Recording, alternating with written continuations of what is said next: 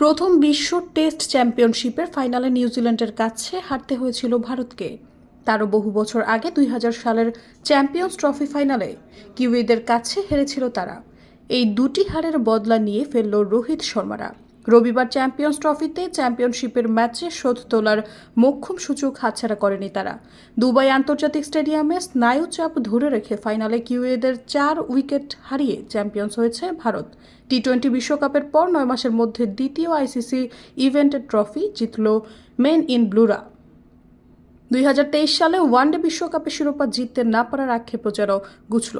২০০২ সালে শ্রীলঙ্কার বিপক্ষে যৌথভাবে এই প্রতিযোগিতায় চ্যাম্পিয়ন হয়েছিল ভারত। তার ১১ বছর পর ইংল্যান্ডকে হারিয়ে ২০২৩ সালে শিরোপা জেতে তারা।